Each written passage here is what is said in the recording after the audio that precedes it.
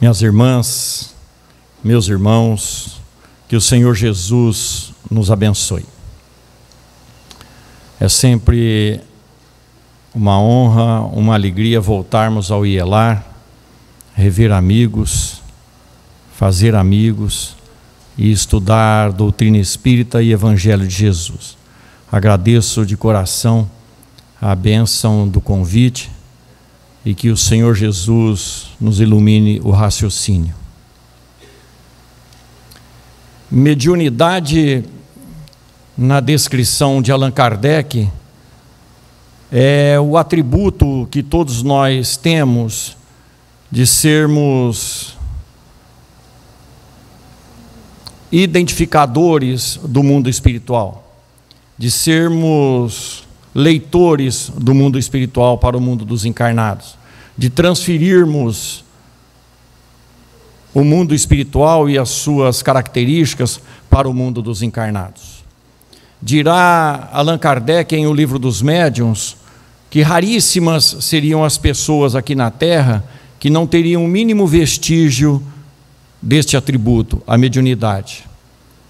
Tanto que ele diz que todos nós temos, em maior ou menor grau, esta possibilidade de interpretar, de se colocar entre o mundo espiritual e o mundo físico, a partir das sensações, a partir do entendimento espiritual. A doutrina espírita nos esclarece sobre tudo o que diz respeito ao espírito e a participação dos espíritos em nossas vidas e a presença dos espíritos em nossas vidas. Não é, no entanto, a doutrina espírita que criou a ideia de que existem espíritos. A existência dos espíritos e a participação desses espíritos em nossas vidas remonta às noites dos séculos, dos milênios.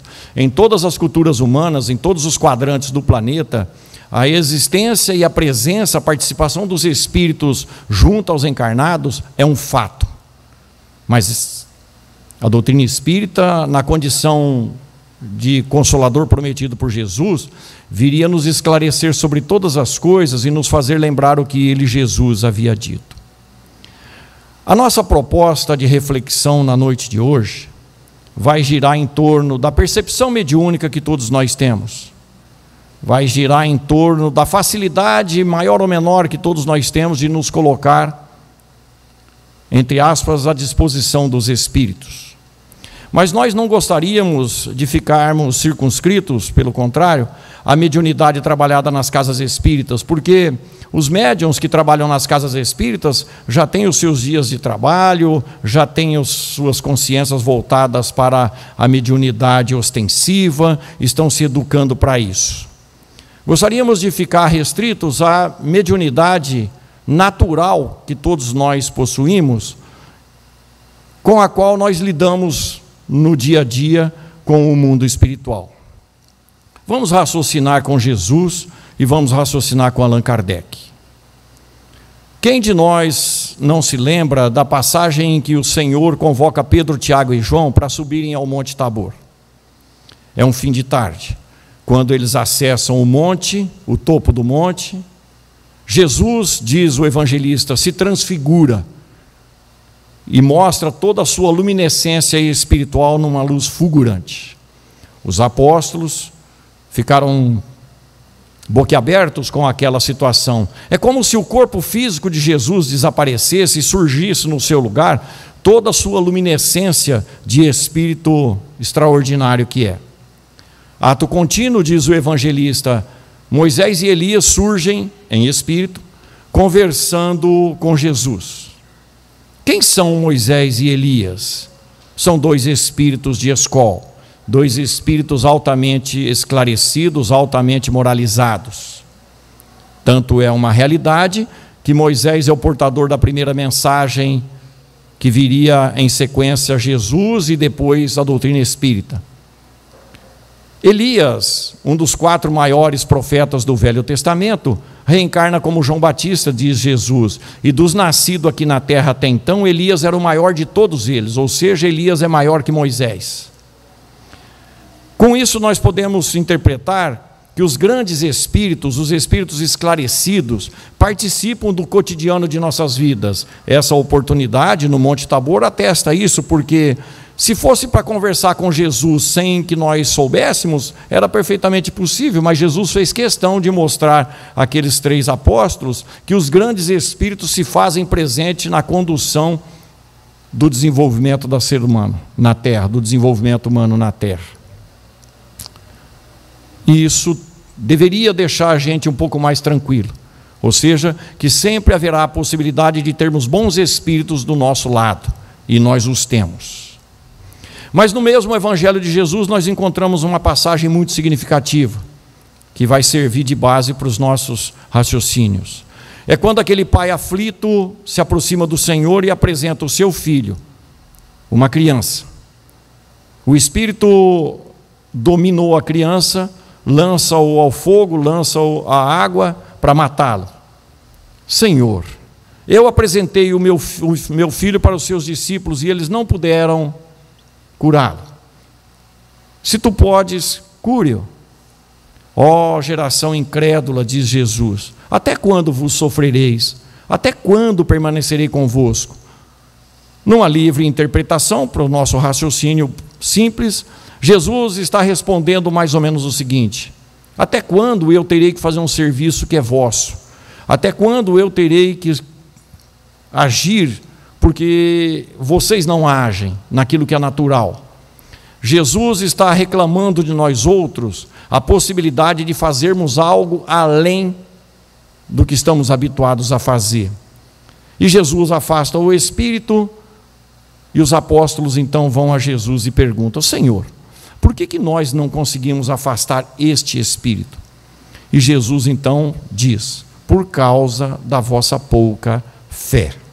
Ora, afastar espíritos também será uma questão de fé. Que tipo de espíritos? Os espíritos menos felizes, os mal intencionados, os espíritos ainda ligados às sensações e percepções do mundo material.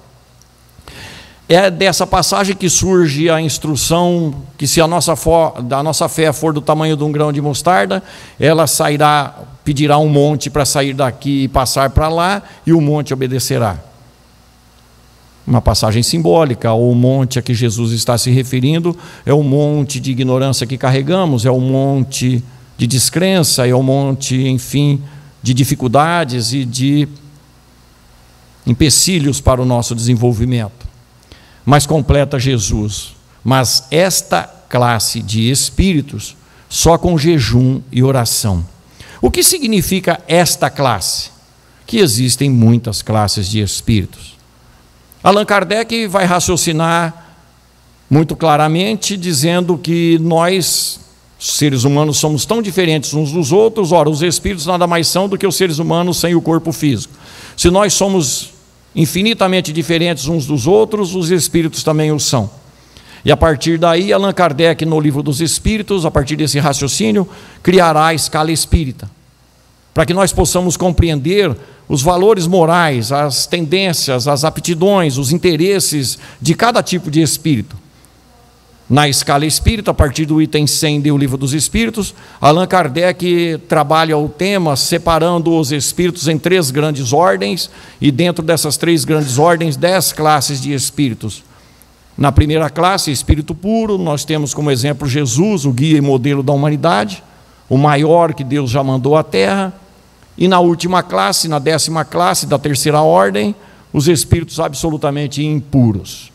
Repetindo para cada um desses espíritos, nas 10 classes, primeira ordem um tipo só, segunda ordem 4 tipos de espíritos, 5 tipos na terceira ordem dos espíritos inferiores, para cada um deles as características peculiares, próprias.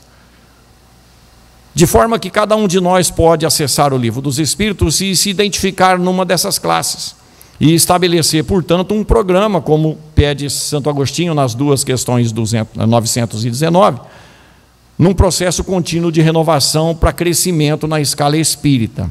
Fica muito fácil nós nos identificarmos e saber quais são os atributos que nós ainda carregamos, moralmente falando, que nós precisamos deixar pelo caminho da renovação. Mas Jesus completa dizendo jejum e oração. Ora, do que se trata o jejum? Jesus disse que não é o que entra pela boca que macula o homem, mas o que sai da boca, porque procede do coração.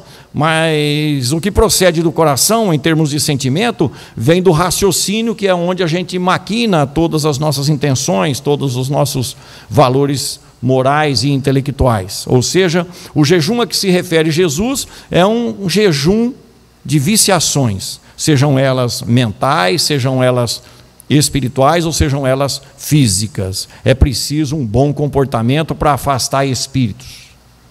E oração, naturalmente, a oração, e nós vamos descobrir por quê quando nós estudamos com a doutrina espírita do que se trata o mecanismo da oração. Mas Jesus também vai falar no seu evangelho para nós vigiarmos e orarmos. Mateus anota com estas palavras: vigiai e orai, para não cairdes em tentação. Jesus está querendo dizer que é preciso prestar atenção e entrar em oração para nós não nos deixarmos levar pelas tentações da vida. Ora, onde é que surgem então as tentações? No mundo mental, porque é onde nós maquinamos todas as nossas atitudes, é de onde surge todas as nossas vontades, é onde o nosso corpo biológico transfere para a vida material os valores do espírito. Jesus está dizendo: vigia o teu pensamento e entra em processo de oração quando o seu pensamento não for um pensamento positivo, não for um bom pensamento, não for algo que acrescente espiritualmente, não for algo que te ajude a subir na escala espírita. Vigiai e orai. É uma obrigação própria, portanto, de cada um de nós. Daí, a oração passa a ser também um protetor em relação, um mecanismo de defesa em relação à atuação dos espíritos inferiores em nós. Atentemos então para o mecanismo da mediunidade. Pois que se os espíritos participam de nossas vidas no Monte Tabor, eles são vistos. Naquela passagem do menino, nós estamos vendo o espírito dominar as atitudes do menino e conduzi-lo ao perigo para matá-lo. Então, os espíritos têm uma gama muito grande de participação em nossas vidas, e tem mesmo. Jesus, no Monte Tabor, demonstrou toda a sua luz espiritual. Mas ele disse para nós todos, e está gravado no Evangelho: vós sois luzes, e fazei brilhar a vossa luz. Ora, se Jesus recomenda 2000 anos para nós fazermos brilhar a luz que somos, significa naturalmente que ela não está acesa, não está brilhando, pois que se tivesse ele não teria necessidade de pedir. Então existe em nós uma gradação de luminosidade que Jesus está pedindo para aumentarmos. De qualquer forma, nós somos luzes. O que isso significa? Vamos às questões do Livro dos Espíritos. Nas duas questões 88 do Livro dos Espíritos, 88 e 88A, as coisas começam a ficar claras. Kardec pergunta se o espírito em si, ou seja, o princípio inteligente do universo, se ele tem uma forma determinada, limitada e constante. E os espíritos disseram que não aos nossos olhos, no nível que nós nos encontramos, mas aos olhos dos espíritos superiores, sim, ele é uma entidade identificável, com as suas características naturais, e que, embora ele não tenha essa possibilidade material de ser distinguido em extensão, em peso e volume, ele pode ser comparado a uma luz, a uma chama, a uma fagulha etérea, palavra dos espíritos. Então o espírito pode ser comparado para os nossos raciocínios, diz o Livro dos Espíritos, como um emissor de luz, pois que uma chama, um clarão e uma fagulha emitem luz. Se emite luz, é da sua própria natureza, pois é isso mesmo. André Luiz vai nos explicar em Mecanismos da Mediunidade que o simples fato de pensarmos, isso nós já fazemos 24 horas por dia há alguns milênios, faz com que nós emitamos uma energia radiante. Kardec pergunta então: esta luz, que é a natural do espírito, que nós emitimos, tem uma cor qualquer? E os espíritos disseram que sim, que vai do escuro, do opaco, ao brilho intenso de um rubi. Ou seja, Jesus tinha razão. É possível e é necessário fazer brilhar a nossa luz, do apagadinho, do escuro, do menos brilhante até o mais brilhante. E nós sabemos inconscientemente que é assim. Lembro-me muito bem, vim das fileiras do catolicismo. E no catolicismo todos nós temos noção, os quadros que representam os santos, as estruturas estatutárias da estatuária que mostram os santos estão sempre com uma luminescência em torno, uma auréola em torno. Então nós temos noção de que os seres iluminados, os seres desenvolvidos são iluminados. É uma verdade. Tanto que a gente fala no dia a dia, fulano é uma pessoa iluminada, é um homem de luz, e assim sucessivamente. Pois é isso mesmo, nós geramos uma energia.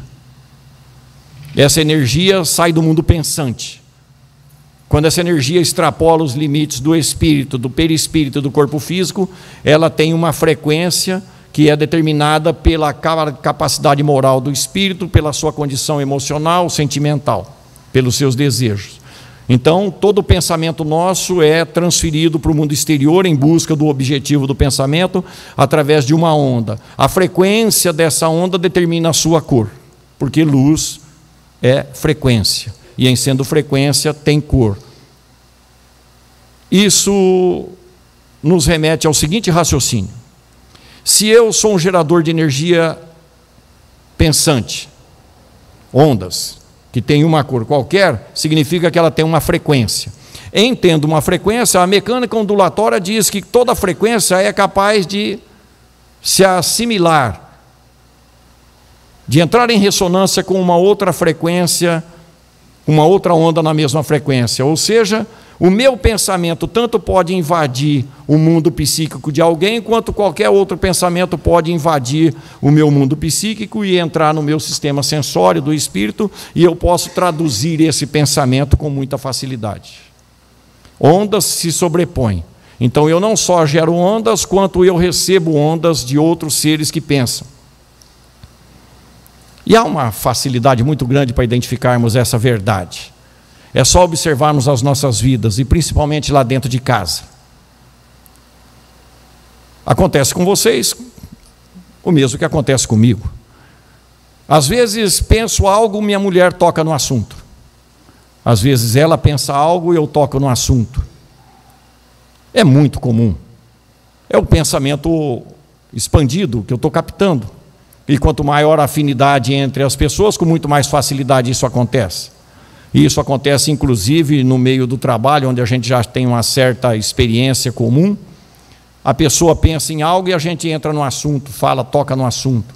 Transmissão de pensamento, que é estudado fartamente pela natureza humana, inclusive no campo da oração, nos resultados da oração, já se sabe cientificamente dos efeitos da oração. Ora, a oração é o pensamento, e o pensamento vai em frequência. As pessoas que recebem oração curam-se mais rapidamente, ou seja, a onda que André Luiz vai chamar de espécie de ressurreição da energia, quando chega no objeto, ela produz um efeito cuja causa é aquele que gerou. Então, nós sempre poderemos ser úteis com a nossa oração àqueles que necessitam de oração. E quem de nós não tem alguém precisando de oração, seja no grupo familiar, seja no grupo social em que está trabalhando, ou mesmo laboral? Todos nós. Mas se a minha oração faz efeito onde chega, ela vai fazer efeito primeiro em mim mesmo, quando ela ultrapassa o meu perispírito e meu corpo físico. Pois é, as pessoas que oram, as pessoas que frequentam um trabalho religioso, vivem melhor, com mais saúde, curam-se mais rapidamente e adoecem menos. Isso já se sabe. Mas voltemos à questão da mediunidade. Mediunidade, como é interpretar as coisas do mundo dos espíritos. Se um pensamento de um espírito, ou mesmo de um encarnado, pode invadir o meu sensório, significa que eu estou sendo médium. Mas quanto tempo por dia? 24 horas por dia. Então, a mediunidade nossa de todo dia precisa ser melhor trabalhada, precisa ser melhor compreendida e trabalhada. Ou seja, precisamos vigiar e orar para que pensamentos menos felizes não adentrem o nosso mundo íntimo. É absolutamente natural a troca de informações dos dois planos. Allan Kardec pergunta para os espíritos se é possível identificar a origem do pensamento que está no nosso mundo íntimo, se é nosso, ou quando é nosso e quando não é. Os espíritos disseram que isso não é importante. mesmo porque a quantidade de pensamentos que temos no dia dificilmente conseguiríamos identificar, ou seria quase impossível, para não dizermos impossível, identificar de quem é o pensamento. Mas nós podemos identificar se o pensamento é bom ou se é ruim, se ele é positivo ou se ele é negativo. E não serve para nós, segundo Jesus, aquele pensamento menos feliz, ou seja, da descrença, do desânimo, da falta de confiança em Deus, da falta de confiança na vida, o pensamento pessimista, o pensamento irônico, o pensamento depressivo. E somos nós que cuidamos disso na nossa casa mental. Há 5 questões em O Livro dos Espíritos que nos esclarecem muito bem sobre isso, e vale a pena a gente estudá-las. Primeiro, Allan Kardec questiona na questão 456 de O Livro dos Espíritos, se os espíritos têm interesse por aquilo que fazemos, se eles podem enxergar aquilo que fazemos, se eles acompanham aquilo que fazemos. E os espíritos disseram que sim, que nada é vedado aos espíritos, evidentemente, dentro da nossa faixa vibratória. Onde quer que estejamos, em qualquer lugar, haverá sempre espíritos dispostos, sempre espíritos que poderão nos assistir, nos ver, e é por isso que Paulo de Tarso vai dizer nas suas epístolas que nós estamos sempre rodeados por uma nuvem de testemunhas. Ou seja, haverá sempre espíritos em torno de nós, nos observando ou tentando tirar proveito daquilo que estamos fazendo. Na questão seguinte, 457, Allan Kardec pergunta, e todos nós conhecemos essa pergunta e a resposta, se os espíritos conhecem os nossos pensamentos. Todos, até aqueles pensamentos que você quer esconder de você mesmo. Por quê? Porque o pensamento não é cerceado, tanto não é cerceado que a questão 833 e a questão 834 do Livro dos Espíritos vão dizer que o espírito na Terra só tem liberdade completa no seu mundo íntimo, no seu mundo mental, através do pensamento. Mas por isso mesmo o pensamento, que é energia e que produz efeito, cuja causa sou eu, me remete à lei de Deus, à justiça de Deus, ou seja, até os nossos pensamentos estão circunscritos na lei de ação e reação, porque produzem efeito. Mas eu sou livre completamente no meu mundo mental. É uma liberdade que eu tenho e que precisa ser trabalhada com responsabilidade. Mas uma vez gerado o pensamento, ele pode ser visto por qualquer entidade espiritual que tenha capacidade para entrar em sintonia com esse pensamento, se for do seu interesse. Por isso que eles conhecem todos os nossos pensamentos, porque o pensamento é absolutamente natural, sai da gente sem que a gente cerceie. Não há como cercear o pensamento, qualquer que seja ele. 2 questões à frente, questão 459, mais conhecida ainda do que a anterior. Os Espíritos deixam muito claro que, na maior parte do tempo em nossas vidas, são os Espíritos que nos dirigem. Por quê? Porque não vigiamos como Jesus recomenda, não temos uma vida de oração como nos recomenda Emmanuel. Nós deixamos a coisa no piloto automático durante o dia, durante as nossas existências, e por isso a gente faz muita coisa que os espíritos querem que a gente faça, porque a gente não vigia, não identifica, não pesa a ação em relação ao Evangelho de Jesus, não pesa em relação à moralidade necessária para o nosso crescimento, e com isso a gente passa a ser instrumento dos espíritos aqui na Terra, pelo simples fato de não vigiarmos.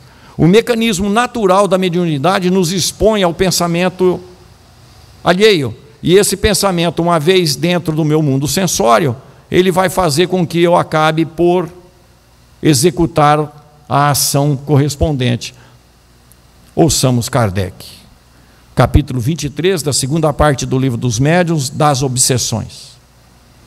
Kardec vai dizer para nós sobre as obsessões, vamos dizer assim, calculadas, planejadas. Por quê? Quando nós observamos aquela passagem do menino que foi apresentado pelo seu pai a Jesus, ora, o espírito está perseguindo aquele menino a ponto de querer matá-lo. Mas é uma criança. O que teria feito essa criança para receber tal ataque? A princípio, nada. Uma criança não tem nem mesmo índole negativa para fazer esse tipo de coisa. Ora, se olharmos então pelo âmbito de uma única existência, seria uma injustiça, ou seria uma maldade, ou uma falha da justiça divina. Mas entrando a reencarnação no cenário do progresso humano, fica perfeitamente justificado. Aquele espírito nada mais é do que uma vítima do espírito daquela criança, dirá, com outras palavras, Allan Kardec, no capítulo 10 do Evangelho segundo o Espiritismo, onde o codificador diz que quase todos os processos de obsessão cruel está fundamentada numa vingança, cuja causa quem deu foi o que está sofrendo a obsessão. Então aquele menino tem um corpo jovem, mas o espírito é velho. E está passando agora pela lei de Talião. Ele feriu, magoou, ele prejudicou, o espírito não consegue perdoar, vai em busca da vingança. Ora, mas se eu desencarnar hoje espírita, palestrante espírita, com raiva de alguém, é bem capaz de eu me tornar também um obsessor. Por quê? Porque o sentimento, às vezes, não me deixa pensar direito e ajo por supetão. Não necessariamente aquele espírito obsessor é um espírito mau. O obsessor, naquelas condições, quase sempre é um que começou a sofrer primeiro e não teve capacidade de perdoar. E o coitadinho que está sofrendo obsessão, pois é, foi ele que deu causa à obsessão. Então ambos precisam ser socorridos, nenhum nem outro em particular, ambos. Mas nas obsessões comuns, o processo é outro, diz Kardec. O espírito desencarnado passa a observar aquilo que fazemos, aquilo que pensamos, os nossos valores, as nossas atitudes decorrentes dos nossos valores morais. A questão 467 do Livro dos Espíritos diz que nós atraímos os espíritos pelos pensamentos que temos e os convocamos pelos desejos que temos. Pois é, os espíritos se aproximam de nós pelas nossas tendências menos felizes, observam o nosso mundo íntimo, ficam observando a gente por uns dias, por uns meses, por uns anos, só para encontrar o nosso ponto fraco. E começam a soprar pequenas mensagens, soprar espiritualmente, pequenas mensagens no nosso mundo íntimo. Nós sabemos que é assim. Há séculos existe uma figura didática muito interessante a esse respeito. É aquela condição em que tem um ser humano e com duas entidades ao redor da sua cabeça. De um lado, o anjinho, o serzinho de luz, bem intencionado. Do outro lado, o diabinho, o Satanás, o coisa ruim, o tinhoso, vários nomes. Ambos participam de nossas vidas. O obsessor representa essa figura que nós todos conhecemos no Evangelho de demônio. Ele vem e começa a soprar pequenas coisas no nosso ouvido, pequenas mensagens. Quais mensagens? Aquelas com as quais nós estamos acostumados. Então imaginemos que nós estamos lutando ferrenhamente para vencer uma inclinação viciosa no campo químico, por exemplo, o cigarro, a droga, o álcool. Estamos lutando contra isso. Ele se aproxima e começa a dizer assim aos nossos ouvidos, mais ou menos assim: está te fazendo falta, hein? Lembra como você era feliz quando bebia um pouco? Você tinha mais amigos, eles te convidavam para as festas, você ficava mais alegre. Lembra? É verdade, eu ficava mesmo. Pois é, você bebia com o seu dinheiro, ninguém tinha nada com isso. A vida é sua, você para quando você quer. Por que você não experimenta de novo? Controladamente, qual é o problema? Todo mundo faz, é normal. O Espírito vai soprando coisas que a gente quer ouvir. Entre aspas, quer. Pequena influenciação, isso em todos os campos, no campo da droga lícita e ilícita, no campo do pensamento negativo, no campo da sexualidade pervertida, no campo da malandragem, em todos os campos. O Espírito sopra coisas que nós já fizemos, e ele põe então a gente em tentação. E como a gente não opta pela oração com Jesus, a gente acaba se deixando levar por esse pensamento e começa a dar razão aos pensamentos, sem saber que é de outra entidade. Passamos para o segundo estágio da influenciação, para aquilo que Kardec vai chamar de fascinação. Ou seja, o Espírito nos convence que estamos certos. E quando ele consegue fazer isso, ele já conquistou praticamente todo o nosso livre-arbítrio. E aí a gente começa a fazer as coisas erradas que um dia tinha deixado de fazer, ou acelera as coisas num ritmo muito maior do que vinha fazendo. E esse Espírito, diz Kardec, ainda vai tecer algumas artimanhas muito interessantes.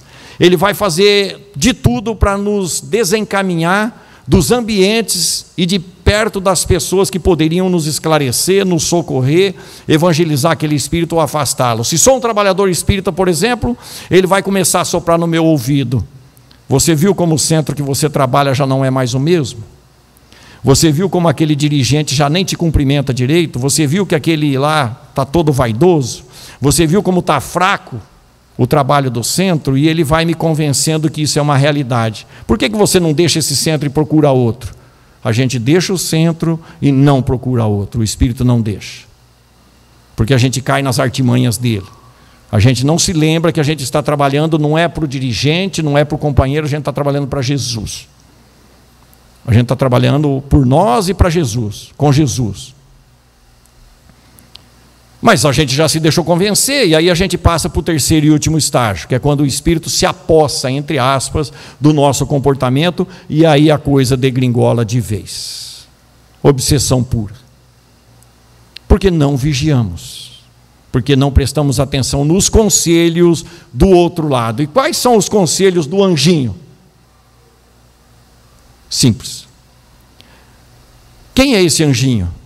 Ele representa o nosso anjo guardião, nosso espírito protetor, que sabe do nosso planejamento reencarnatório, conhece o nosso passado e sabe o que planejamos conquistar nesta vida. Portanto, sabe de nossas tendências e sabe os riscos que corremos. Esse espírito bonzinho vai nos lembrar dos conselhos de Jesus. Nos momentos de turbulência, ele vai falar no meu ouvido: Navarro, tenha paciência, ore. Nas horas mais complicadas, ele vai falar para mim: ter fé em Deus, confia, porque tudo nessa vida passa. Ele vai falar ainda para mim: olha, estão te pedindo isso, faça também aquilo. Ou seja, estão te pedindo para caminhar 1000 passos, caminhe 2000. Estão te pedindo a blusa, dá a camisa também. Estão te ferindo na face direita, ofereça a esquerda. Não repila aquele que te pede emprestado, o que quer que seja. É isso que esse Espírito fala para mim. Mas isso vai de encontro ao meu orgulho, ao meu egoísmo e à minha vaidade. Eu não quero lutar contra eles. Então eu bato no peito: na minha vida mando eu dou um boi para não entrar na briga e uma boiada para não sair dela. Me deixei levar pelos espíritos menos felizes porque não controlei a minha própria mediunidade, porque não fui de encontro às orientações de Jesus, que começam pela oração, que passa a ser uma defesa para os nossos espíritos. Mas Kardec pergunta então para os espíritos: se já sabemos que são os nossos pensamentos e os nossos desejos que convidam espíritos para junto de nós, Kardec perguntará na questão 469 qual é ou quais são as atitudes necessárias para nós nos defendermos dos espíritos menos felizes. E eles disseram: apenas 2 atitudes são necessárias. A primeira delas: pratique o bem. Seja bom. Seja bom no limite das suas possibilidades. Ora, raciocinemos: fazer o bem na Terra é tornar a vida das pessoas um pouco melhores. Poderíamos chamar aqui até a opinião da grande Madre Teresa de Calcutá. Não permita que as pessoas saiam de perto de você, não permita nunca que as pessoas saiam de perto de você em piores condições do que quando você chegou junto delas ou elas junto de você. Ou seja, a nossa convivência precisa ser utilizada de tal forma que a gente esteja sempre transformando a vida das pessoas em uma vida melhor. Ora, mas é isso que Jesus fazia. Todas as atitudes de Jesus na terra era para dar uma condição de vida melhor àquelas pessoas que o procuravam. Ele não perdia uma única oportunidade de tornar a vida das pessoas. E ele diz para nós nas letras de Lucas, o evangelista: tenho feito estas coisas para servir de exemplo, para que façais o mesmo. É por isso que Jesus é o guia e modelo da humanidade em marcha, porque tem todas as orientações diretas da divindade maior, e exemplificou isso para nós e disse que nós poderíamos fazer muito mais do que ele fez, mas se tivermos fé do tamanho de um grão de mostarda, pelo menos. Praticar o bem significa colocar em prática a lei de amor. Ora, toda a atitude, toda a ação começa no pensamento. E André Luiz vai nos dizer que o pensamento é, portanto, o alicerce de todas as nossas construções. Se o bem que faço já surgiu primeiro no meu pensamento, ele já está transformado em onda. Significa dizer que essa onda tem uma frequência de tal modo elevada que me afasta da frequência dos espíritos menos felizes. Então, ser bom, praticar o bem, nos defende dos maus espíritos, dos espíritos mal intencionados. Ora, qualquer um de nós pode ser bom, fazer o bem. E onde isso começa, perguntaríamos? Dentro de nossas casas. O ambiente mais necessário e propício para que nos tornemos pessoas boas, de bem. Por exemplo, andar um pouquinho mais radiante dentro de casa, um pouquinho mais alegre, um pouquinho mais feliz. Demonstre, pelo menos, para induzir as pessoas a esse estado de coisa. Ser um pouquinho mais otimista, mais incentivador, menos cobrador, mais elogios, menos acusações, mais exemplo no bem, menos exigência disso nos outros, boa vontade. As pessoas que estão conosco foram solicitadas para o nosso programa reencarnatório por nós mesmos. Ora, essas pessoas que estão conosco em família foram as primeiras que nós convidamos, ou de joelhos pedimos para que elas vivessem conosco, para que nós pudéssemos ser felizes com elas e para elas. Então nós precisamos praticar o bem, não só para defender o nosso espírito, a nossa vida de outros espíritos menos felizes, mas para fazer espíritos felizes. Ora, se eu faço pessoas felizes, eu tenho direito à felicidade. Lei de ação e reação, a cada um é dado segundo as suas obras. Pois é isso mesmo, a lei de Deus apaga uma multidão, a lei de amor apaga uma multidão de pecados. Apagando uma multidão de pecados que está na minha consciência, ela se tranquiliza. Questão 922 do Livro dos Espíritos, consciência tranquila é condição sine qua non para que nós nos sintamos felizes na Terra. Então praticar o bem é a solução para todos os nossos problemas. Apaga pecados do passado, nos predispõe ao crescimento rápido, nos afasta dos maus espíritos e nos reconciliamos, portanto, com os inimigos que possivelmente estamos a caminho. Solução para todos os problemas. Colocar a nossa mediunidade a favor de quem? Não dos espíritos menos felizes, mas dos espíritos bons, porque os bons espíritos não querem me dominar.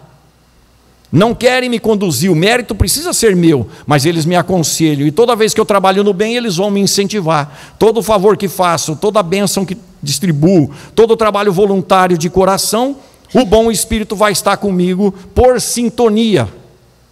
Naturalmente, é uma questão mecânica, vamos dizer assim. E a opção da convivência espiritual é nossa.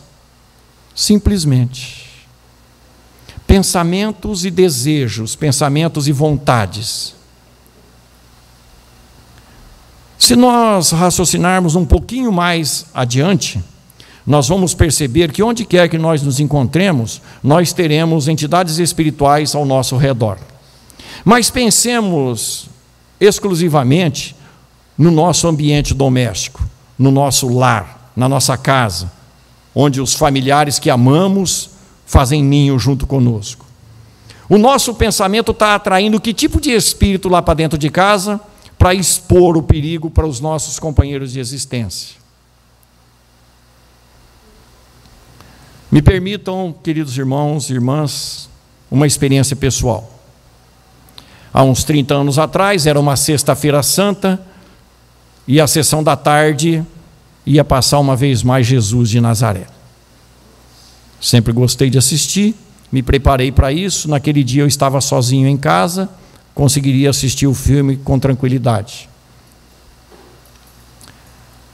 Mas por conta dessas vicissitudes da vida, eu precisei me ausentar e parar de assistir o filme. Ato contínuo, pensei em desligar a televisão, pois a informação mediúnica foi objetiva e imediata. Não desliga a televisão, porque a plateia espiritual é grande. E eles vieram para assistir Jesus. Aí eu perguntei para mim mesmo, se existe uma plateia imensa aqui dentro para assistir Jesus, eles estão evidentemente bem acompanhados. Instrutores espirituais, espíritos sublimados estão conduzindo eles para o aprendizado da vida de Jesus. Mas e se fosse o inverso? Se não fosse um filme de Jesus, fosse um filme de terror, fosse um filme de baixa condição moral, fosse um filme de baixa qualidade moral, que tipo de plateia eu ia ter dentro de casa? A correspondente à minha vontade de assistir aquele tipo de filme. Pois é isso que nós atraímos para dentro de nossas casas, segundo os programas de televisão que assistimos, os filmes que elegemos. É para se pensar nisso. E música, então? Os grandes espíritos, os espíritos esclarecidos, eles gostam de músicas sublimes, sublimadas, músicas que elevam a alma, a imaginação com relação à obra divina, músicas orquestradas, cantos gregorianos, músicas sublimadas pela ópera. Nós outros, é na boquinha da garrafa. Que tipo de espírito nós estamos atraindo para dentro das nossas casas com as músicas que enaltecem a viciação alcoólica, a transgressão sexual? Que tipo de espírito estamos atraindo para dentro de nossas casas? A serviço da implantação e da manutenção do mal na terra. É preciso pensar nisso. Daí a necessidade e é o esforço enorme das casas espíritas de convencer todos nós a implantarmos dentro de nossas casas o Evangelho de Jesus no culto do lar. O culto do Evangelho no lar é uma bênção. Quando entra o Evangelho dentro de nossas casas, entram os bons espíritos que trabalham para Jesus. E diz Kardec que quando os bons espíritos adentram o ambiente, os maus desaparecem. Chamar Jesus para dentro de nossas casas protege a nossa casa dos espíritos menos felizes. Eles vão evitar as nossas casas. Ora, as pesquisas indicam que nós assistimos, em média, 4 horas de televisão por dia, o brasileiro. 4 horas de televisão por dia, com essa programação que está aí? E não conseguimos arrumar 15 minutos em um dia, por semana, para fazer o culto do Evangelho no lar. E queremos ser felizes. E queremos que as coisas deem certo. Estamos fazendo tudo errado. É preciso implantar o Evangelho de Jesus em casa. Escolha um dia da semana, diz os centros espíritas, uma determinada hora naquele dia, mas que seja sempre naquele dia, naquela hora, para que os espíritos insiram no programa de trabalho deles a visita à sua casa, à minha casa. Um pouco de água fluídica, para ser fluidificada como a do centro. Uma prece, a sua prece, meia leitura, uma página, o capítulo inteiro, não precisa passar de 10, 15 minutos. E pronto, Jesus já fez pousada na sua casa. Simples assim. Defesa ao nosso alcance, necessária, mas que depende do nosso livre-arbítrio. Se nós não escolhermos isso, não haverá. A não ser que sejamos bons o tempo todo e evitamos esses convites a esses nossos irmãos menos felizes. É preciso implantar o Evangelho em nossas atitudes, transformando-nos em pessoas boas. Hoje melhor que ontem, amanhã melhor que hoje.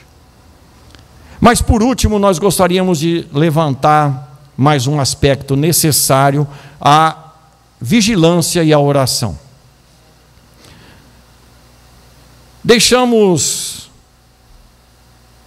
Tentamos deixar muito claro como é que funciona o mecanismo da mediunidade. Ondas.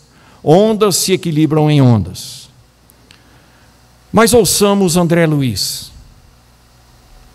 Todo erro moral, na criatura consciente, portanto responsável, produz uma mancha consciencial que é refletida no corpo perispiritual. Ou seja, todo erro moral cometido pelo espírito se transforma num fulcro energético menos feliz na tessitura do corpo perispiritual que sustenta o nosso corpo físico na atual encarnação, sendo causa de sofrimento em maior ou menor tempo. Ou seja, todos os erros morais cometidos pelos nossos espíritos serão expurgados, se não houver um amor que cobre uma multidão de pecados, por doenças no corpo físico. É por isso que não existe doenças, existe doentes. Raciocinemos. O meu perispírito tem inúmeras manchas, mas os espíritos desencarnados também as têm. E se eu permito que um espírito venha se hospedar junto do meu mundo íntimo, se eu o atraio pelas minhas atitudes, pelos meus pensamentos, se eu permito que um espírito se aproxime de mim num processo de obsessão ou de presença constante naquilo que se chamaria vampirismo, mais cedo ou mais tarde, o meu corpo físico, que filtra as energias menos felizes do meu perispírito, começa a ser impressionado pelas energias do perispírito do visitante. E então eu vou desenvolver sintomas dos desequilíbrios que ele tem no perispírito. E aí eu vou ao médico, eu tenho sintoma, mas os exames não apontam doenças, porque não estão no meu corpo físico, estão na percepção espiritual, doenças fantasmas. Isso está no Evangelho de Jesus, em Mateus. Jesus cura num sábado uma mulher, que há 18 anos tinha sobre si um espírito de enfermidade. Jesus afasta o espírito e imediatamente aquela mulher recupera a saúde. Ou seja, aquela mulher estava filtrando todas as deficiências energéticas do perispírito do visitante.